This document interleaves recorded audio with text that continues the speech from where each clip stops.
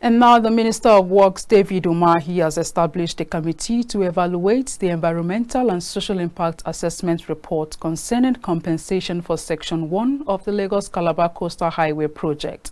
Comprising 19 members, the committee's mandate is to engage with stakeholders and property owners impacted by the project, identifying those entitled to compensation from the federal government as mandated by law. Umahi, during the committee's inauguration, assured a swift compensation process for affected property owners, stressing that only those with legal entitlements would be considered.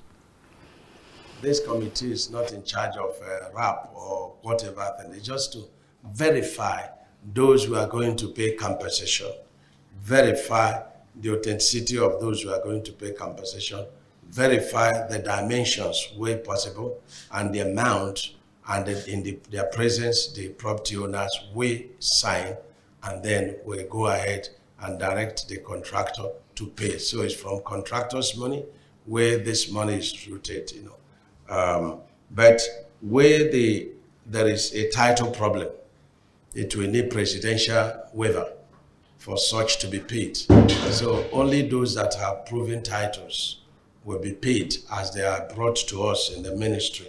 It will still undergo through process by the committee recommending to the director of BD, passes it through PAM secretary, passes to me.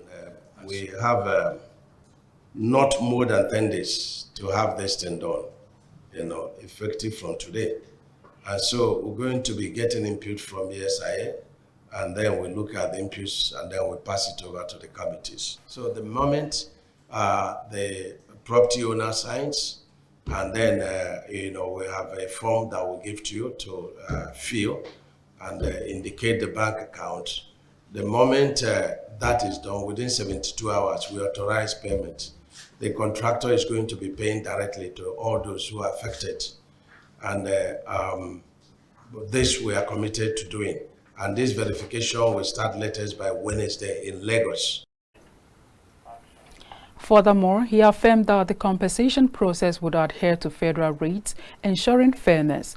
Umahi also guaranteed prompt authorization of payments within 72 hours of agreement with contractors responsible for disbursing funds directly to beneficiaries. And the moment we are using the federal rates, to do our enumeration, I know very well that there is nobody that you ever enumerated that is ever satisfied with how much is to be paid, but we are bound by the law, and so we are using federal rates. Our federal rates is higher than Lagos state rates in paying compensation, so we adopt the federal rates since we're the ones paying.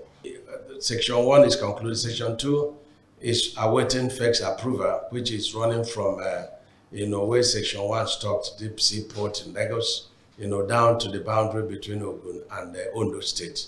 That's Section 2. And graciously, Mr. President had approved that the Section 3 will start from Calabar, which is the end of the project, and start running towards Akwa Ibom. So it's the 700 kilometers is procured under Phase 1 in phases, and it's EPC plus F.